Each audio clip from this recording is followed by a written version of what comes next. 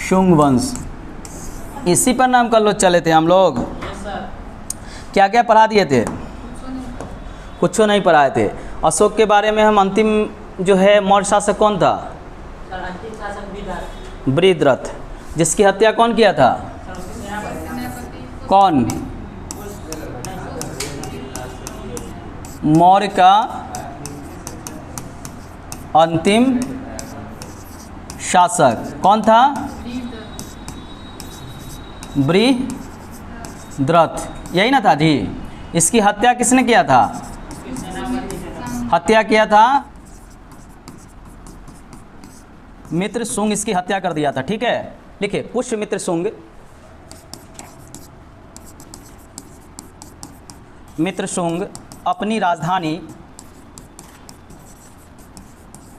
विदिशा को बनाया था, जो वर्तमान में कहाँ पड़ता है? मध्य प्रदेश में। पुष्यमित्र शुंग अपनी राजधानी विदिशा को बनाया था।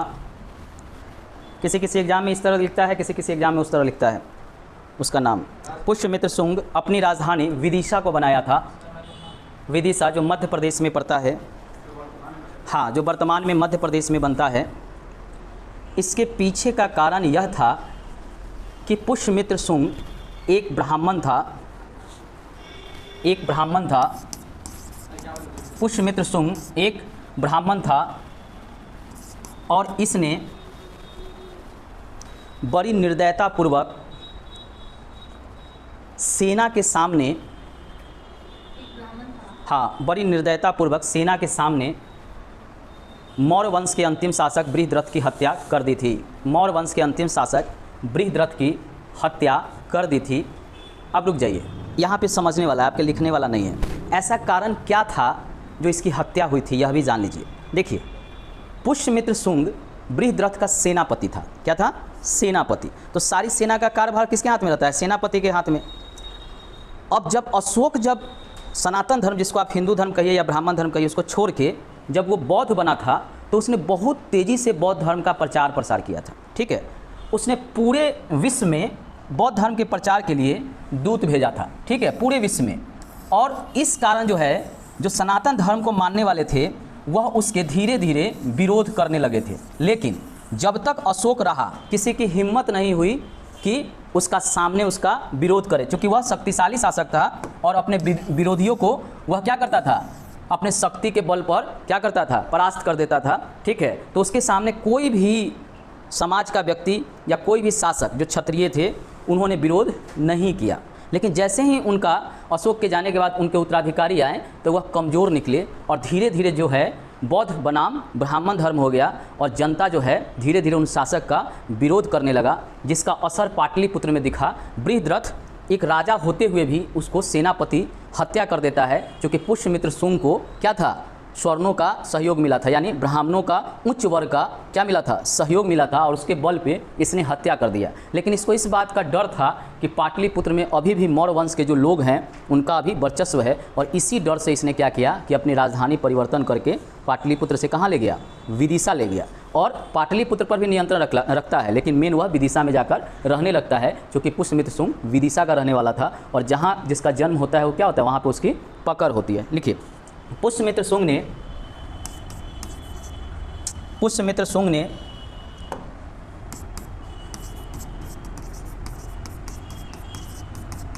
ने यूनानी शासक या इंडो ग्रीक शासक, लिखे इंडो ग्रीक शासक, हाँ, इंडो ग्रीक शासक मिनांडर को हराया था। इंडो ग्रीक शासक, ग्रीक शासक मिनांडर को हराया था तथा, हाँ, मिनांडर को हराया था तथा उससे कुछ क्षेत्र भी प्राप्त किया था, उससे कुछ क्षेत्र भी प्राप्त किया था। इसने कई बौद्ध स्तूपों को भी तोड़ा था, बौद्ध स्तूप को तोड़ा था। कहा जाता है कि 84,000 जो बौद्ध स्तूप अशोक के द्वारा बनाया गया था, इसने तोड़वा दिया था। 84,000 बौद्ध स्तूप जो बनाया गया था, कहा जाता है कि पुष्यमित्र शुंग जो है उसको तोड़वा दिया था। लेकिन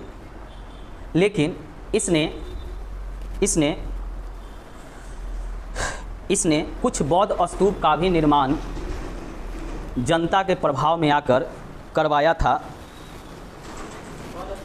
हाँ, जनता के प्रभाव में आकर करवाया था। जैसे सांची स्तूप की वेदिका का निर्माण करवाया था। जैसे सांची स्तूप की वेदिका का निर्माण कराया था। सांची स्तूप की वेदिका का निर्माण कराया था। इसने संस्कृत को बढ़ावा दिया। शिक्षा जो है वह संस्कृत में देने पर जोर किया था, ठीक है। और राजकीय भाषा भी इसको बनाया था, संस्कृत को। मतलब दरबार में अधिकतर जो है संस्कृत बोलने चालने वाले लोगों को रखते थे, ठीक है। इसने भरहुत स्तूप का भी निर्माण कराया। भरहुत स्तूप का भी निर्माण कराया। अब इसके पीछे का कहानी जान लीजिए, उसके पहले 2-3 लाइन लिख लीजिए। भरहुत स्तूप का भी निर्माण कराया। इसके समय में ही मनुस्मृति की रचना हुई। मनुस्मृति की रचना भी शुंग काल में हुई। मनुस्मृति की रचना भी शुंग काल में हुई। हाँ, पुस्तक है, मनुस्मृति पुस्तक है। हाँ, सबसे पुराना और पहला, ठीक है। इसी में जो है शूद्रों के बारे में थोड़ा सा कठोर बात कहा गया है, ठीक है। तो कभी कभी इसकी जो है आलोचना होती है मनुस्मृति की, ठीक है। इसमें जो है अपर कास्ट को थोड़ा अधिक सम्मान दिया गया और निम्न कास्ट को थोड़ा सा इसमें कहा जो गया है वह कुछ लोगों को ख़राब लगता है, इसीलिए इसका विरोध भी होता है, ठीक है। लेकिन ये जो रचना क्यों हुआ था, चूँकि राजा ब्राह्मण, लिखने वाले भी ब्राह्मण, तो लिखेंगे उनके हित में ना। तो यही बात था कि मनुस्मृति में उस समय जो है खुल के लिखा गया, चूँकि राजा का सपोर्ट था एक तरह से, ठीक है। लिखिए, पुष्यमित्र शुंग ने पतंजलि की सहायता से, इसका गुरु था पतंजलि की सहायता से 2 अश्वमेध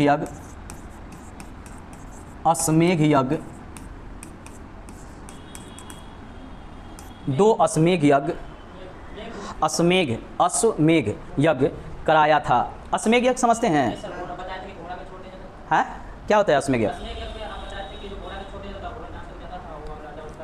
हाँ, देखिए, अश्वमेध यज्ञ राजा के शक्ति का प्रतीक था। शक्ति का कैसे प्रतीक था कि राजा क्या करता था कि मान लीजिए कि उसका ये क्षेत्र है, ठीक है। मान लीजिए कि ये भारत है, ठीक है। अब जो है अपना पड़ोसी देश अभी कौन है? पाकिस्तान है, ठीक है। अश्वमेध यज्ञ, ठीक है। अश्वमेध यज्ञ किए, अपना घोड़ा को ले आके हम क्या किए, यहाँ सीमा पे छोड़ दिए, ठीक है। अपना घोड़ा को क्या किए कि सीमा पर आके छोड़ दिए। अब ये जो हमारा घोड़ा है जितना दूर आगे जाएगा, ठीक है, जितना दूर, इस सब पर वह राजा जो है दावा करता था, जिसका घोड़ा था, कि मेरा घोड़ा यहाँ तक गया है, ये सब मेरा क्षेत्र है।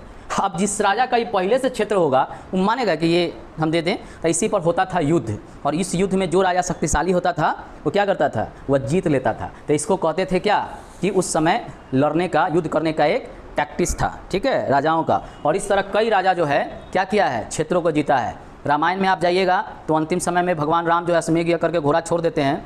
लव कुश जो है उन्हीं का बेटा पकड़ लेता है और कहता है ये हम मनबे नहीं करेंगे कि आपका घोड़ा जहाँ जहाँ तक जाएगा वो क्या हो जाएगा, आप ही का क्षेत्र होगा। उन्हीं का बेटा उनको सबक सिखा देता है, तो उनको बाद में ये मानना पड़ता है। उसी तरह महाभारत में जाइएगा तो कृष्ण के भाई बलराम थे, तो वो क्या करते हैं, जान से अश्वमेध यज्ञ करके छोड़ते हैं, ठीक है। तो उनका घोड़ा कर्ण पकड़ लेता है, क्योंकि घोड़ा का कान कटा रहता है, और किसी भी घोड़े का जो शरीर का कोई भी भाग अगर कटा छटा है तो उस अश्वमेध यज्ञ को शुद्ध नहीं माना जाता है, और वहीं पे जो है युद्ध रुक जाता है। कृष्ण भगवान वहाँ पे अपना चालाकी से काम करते हैं। तो अश्वमेध यज्ञ उस समय लड़ने का तरीका था। लिखिए, पुष्यमित्र शुंग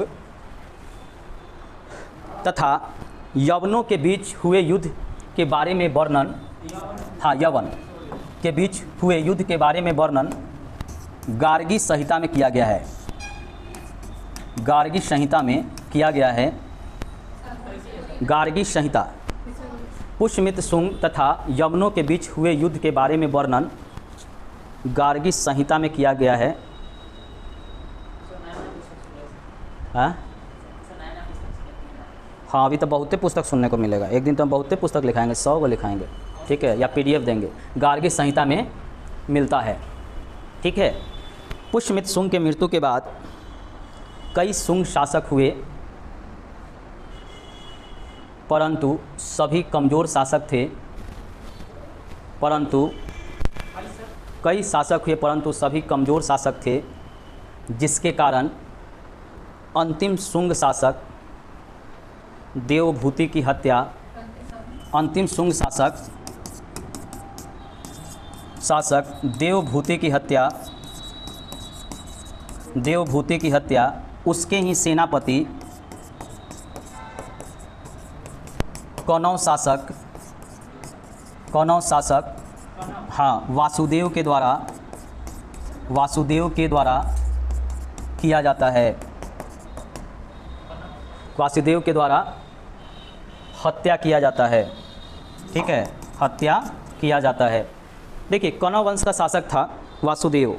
ये क्या किया कि अंतिम जो शुंग शासक था देवभूति, उसको क्या किया, उसी तरह मार दिया जैसे कभी पुष्यमित्र शुंग ने मौर्य शासक बृहद्रथ को मारा था। तो यहाँ पे कहावत है, जैसा करनी वैसा भरनी। जैसा आप काम करेंगे वैसा ही प्रभाव आपके बच्चों पर भी पड़ेगा। माता पिता जैसा कर्म करता है उसके बच्चों पे वही असर होता है। इस बात को आप लिख लीजिए। 2-4 ऐसे बच्चे हैं जो माँ बाप अगर गलत भी कर रहे हैं तो उससे उनको कोई फ़र्क नहीं पड़ता है। ठीक है, लेकिन अधिकतर आप देखिएगा समाज में अगर माँ बाप गलत काम में लिप्त हैं तो उनका बच्चा भी, ठीक है, कहीं ना कहीं गलत दिशा में चला जाएगा। और गरीब भी हैं माँ बाप और सही तरह से जीवन यापन कर रहे हैं तो उनका बच्चा अंतिम समय में बन जाता है, अच्छा जगह पोस्टिंग या अच्छा जगह चला जाता है।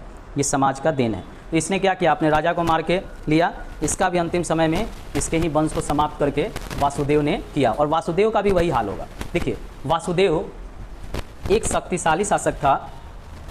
उस वासुदेव एक शक्तिशाली शासक था। उसने विदिशा की जगह फिर पाटलिपुत्र को अपनी राजधानी बनाया। ठीक है, क्या किया कि कौनव वंश का जो शासक था, ठीक है, एक शक्तिशाली शासक था, उसने विदिशा की जगह पाटलिपुत्र को भी अपनी राजधानी बनाया। विदिशा तो था ही, ठीक है, पाटलिपुत्र को भी अपनी राजधानी बनाया। हाँ, 2 गो इसके समय में था। ठीक है, अधिकतर समय जो है पाटलिपुत्र रहता था, दिखावे के लिए विदिशा था। परंतु इस वंश का अंतिम शासक सुशर्मा की हत्या, इस वंश का अंतिम शासक सुशर्मा की हत्या, इस वंश का अंतिम शासक सुशर्मा की हत्या सिमुक के द्वारा कर दिया जाता है तथा सातवाहन वंश का नींव रखा जाता है जो दक्षिण भारत में स्थित था, ठीक है, लिख नहीं रहा है तुम? है छूटा है क्या? छूटा है तो बोलो ना, हम लिखाएंगे भाई। हम कोई भागे जा रहे हैं क्या? आराम से बैठ जाता है, तुम्हारा ही हानि हो जाएगा। बोलो, हम फिर रिपीट करें, हम तुम्हारे लिए हैं। और छूटता है बोलो सर रुकिए, हम फिर बोलेंगे धीरे धीरे। ठीक है, वो तो हम वीडियो लोड कर देते हैं कि आप लोग अगर छूटता है तो घर पे जाके एक बार देखिए, कहीं दिक्कत हो तो फिर बताइए। ठीक है, मेरा यूट्यूब कितना चलता है, इसके लिए नहीं रहते हैं हम, आपके लिए हैं। आपको छूटता है बोलिए, हम 10 बार पढ़ाएंगे, 10 बार बताएंगे आपको। छूट गया, बैठ गया, अरे भैया ये क्या हो रहा है, क्या छूटा बोलो। लिखिए, वासुदेव का नहीं, लिखिए, कौनव वंश के अंतिम शासक सुशर्मा की हत्या सातवाहन वंश के प्रथम शासक सिमुक के द्वारा कर दिया जाता है। ठीक है, अब हम लोग चलेंगे मैप पे। ठीक है, क्योंकि अब जो है बहुत चीज़ चेंज होने वाला है, इसको मिटाएं। ठीक है, चलिए अब थोड़ा मैप पे चलते हैं। कहीं भी छूटेगा बताएंगे आप, हम दोबारा रिपीट करेंगे, ये नहीं कि बैठ जाते हैं गोबर की तरह। हाँ, ज्ञान तो हम दे दिए। देखो क्या हुआ, अब काम की बात समझो। क्या हुआ कि मगध कहाँ तक था पहले ये पूरा मगध था। यहाँ नीचे चेर पांडव को छोड़ दीजिए तो ये मगध है। क्लास में बात है, ये पूरा था पहले मगध। ठीक है, इसके शासक थे अशोक के समय का ही पूरा है। लेकिन जैसे ही अशोक मरा, इधर का स्वतंत्र हो गया, इधर यूनानी सब छीन लिए। ठीक है, जो मैं आपको मिनांडर बताए थे जो लिया था, ये पूरा क्षेत्र चला गया। ठीक है, ये यूनानी जो है कब्जा कर लिए, क्योंकि याद है ना, सेल्यूकस निकेटर यूनानी था, चंद्रगुप्त मौर्य से ये क्षेत्र प्राप्त किया था, फिर वो ये क्षेत्र लेके स्वतंत्र हो गए। उसके बाद कलिंग को अशोक तरपा के मारा था, याद है ना, कलिंग को समाप्त किया था।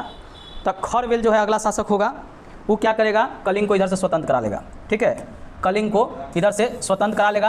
अब पाटलिपुत्र पर क्या करेगा, पाटलिपुत्र पर हमला करेगा, इसके राजा को यहाँ पे हरा देगा, ठीक है। खरवेल भी हम आगे पढ़ाएंगे। पाटलिपुत्र के शासक को हराएगा, कलिंग स्वतंत्र, ठीक है। उसके बाद क्या होगा, अब जो है पुष्यमित्र शुंग का शासक इतने छोटे क्षेत्र में रह जाता है, इतने, ये था पुष्यमित्र शुंग का शासक, पुष्यमित्र शुंग का शासक, ठीक है, शुंग वंश। इन्हें खत्म, बस यही है, बीच में इतना सा देख लीजिए, ज़्यादा क्रूर बनिएगा तो ये होगा, ये है पुष्यमित्र शुंग का शासन, ठीक है। अब जब ये खत्म होता है, ये कहाँ का था, विदिशा का, बताया ना, राजधानी या विदिशा इधर बने लेता है, ठीक है। उसके बाद वासुदेव आते हैं, कण्व वंश तब तक रहता है। उसके बाद क्या होता है, सिमुक जो है क्या करता है, ये वाला क्षेत्र पर पूरा कब्जा करके सिमुक साहब बैठ जाते हैं, ये पूरा क्षेत्र पर सिमुक कब्जा कर लेगा, ये पूरा, ठीक है। और यहाँ पे कर देगा सातवाहन वंश, ठीक है। किस नदी के किनारे, कृष्णा और गोदावरी, ठीक है, ये नदी के किनारे, यहाँ पे आपको पता है गोदावरी है, पढ़ाई में आपको नदी रिवर, और नीचे में क्या है, कृष्णा है। यहाँ पे गोदावरी है ना रे बाबू, रे पढ़ा हुआ है ना नदी, ये है कृष्णा, तो यही इनका क्षेत्र होता है। इधर रहेगा चेर चोर पांडव फिर रहेगा, ठीक है। आगे जो है अलग अलग वंश आएंगे, इसको भी समाप्त करते हुए। तो अब हम लोग वंश का क्रम पढ़ेंगे, समझ में आ गया मैप में कौन कैसे चला गया, ठीक है। ये यहाँ पे जो सिमुक है वो पाटलिपुत्र पे अधिकार नहीं करता है, दक्षिण भारत की तरफ चला जाता है, ठीक है। यहाँ पे अलग शासक बनेगा, उसको हम लोग आगे पढ़ेंगे। लिखिए, सातवाहन वंश का शासक, हाँ नहीं, अब ऊपर हेडिंग तो सातवाहन वंश, सातवाहन वंश। रुको, पहले इससे संबंधित क्वेश्चन करा देते हैं, शुंग वंश से और कण्व वंश से, फिर सातवाहन वंश लेते हैं। चलिए पहले क्वेश्चन कर लीजिए, तो 4-5 को, ज़्यादा नहीं इसमें क्वेश्चन पूछा। क्या हुआ, अभी तो सातवाहन लिखवे किए हैं ना, तो एक लाइन इसे काटो ना तुम, पहला लिखो। अच्छा चलो ठीक है, लिखो, शुंग वंश की स्थापना किसने किया था। एग्जाम में पूछता है शुंग वंश, इसीलिए मजबूरी है आपको लिखाना, नहीं तो हम आगे बढ़ जाते। उत्तर क्या होगा इसका, पुष्यमित्र शुंग। किसको हराया था, अंतिम मौर्य शासक बृहद्रथ की हत्या करके, ठीक है। यहीं पे लिख दिए, दूसरा क्वेश्चन नहीं बनाएंगे। अगला लिखो, पुष्यमित्र शुंग ने, पुष्यमित्र शुंग ने अश्वमेध यज्ञ किसकी सहायता से किया था, किसकी सहायता से किया था, किसकी सहायता से किया था। ये बात नहीं करो रे लड़का, बात नहीं करो, पतंजलि, ठीक है। पुष्यमित्र शुंग की राजधानी कहाँ था, उत्तर में लिखिए विदिशा। 3 हो गया, 4 बोलिए। पुष्यमित्र शुंग ने किस स्तूप का निर्माण करा था। अभी लिखा है ना कॉपी में, कॉपी खोलो तो जरा देखो तो लिखा है कि नहीं।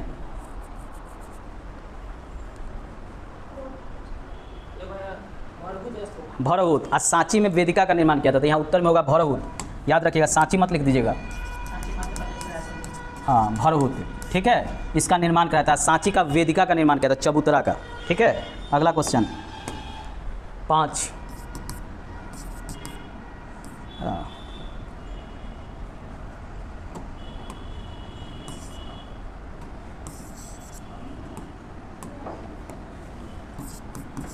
मनुस्मृति की रचना किस वंश के समय हुई थी, ठीक है। हाँ किस वंश के? शुंग वंश है। हाँ, मनु साहब थे। ठीक है, अगला क्वेश्चन लिखो। शुंग वंश के अंतिम शासक देवभूति की हत्या किसने किया था? किसने किया था? कौन? वासुदेव। ठीक है,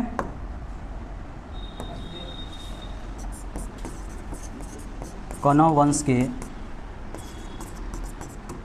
अंतिम शासक सुशर्मा की हत्या किसने किया था? किसने किया था? है कौन? सातवाहन सिमुक ने। ठीक है, सातवाहन शासक था सिमुक। ठीक है, इसने हत्या कर दिया था किसका? सुशर्मा की, जो कौरव वंशीय अंतिम शासक था।